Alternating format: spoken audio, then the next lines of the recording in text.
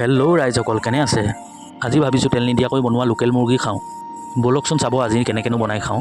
আমাৰ পিতাই ক'লে কুকুৰাটোৰ লগত যুদ্ধখন ময়ে কৰোঁ দে, ময়ো ভালে পালোঁ, দি দিলোঁ আৰু এতিয়া লাগি গৈছে। মই বোলো লাগে ৰাহ মুন্না ভাই তেতিয়াহ'লে। তেওঁ কম নহয়, কুকুৰাটোৰ লগত যুদ্ধখনত জিকিহে এৰিব বোলে। ফাইনেলি যেনিবা জিকি গ'ল দেই।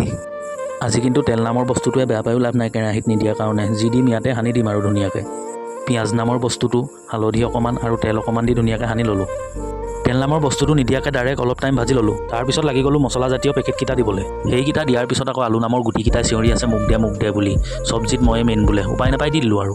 অথনি আকৌ নিমখ আৰু হালধি নামৰ বস্তুকেইবিধ অলপ অলপ দিহে সানিছিলোঁ। মই বোলো এতিয়া আৰু অলপ দি দিয়াই ভাল আৰু। দি লৈ হেতা নামৰ অস্ত্ৰপাত চলোৱাত লাগি গ'লোঁ। মই বোলো পানী নামৰ জলবিধ দি দিলেহে যদি তহঁতৰ দম কমে। দি অলপ টাইম উতলাই দিলোঁ, চব্জিয়ে হৈ গ'ল।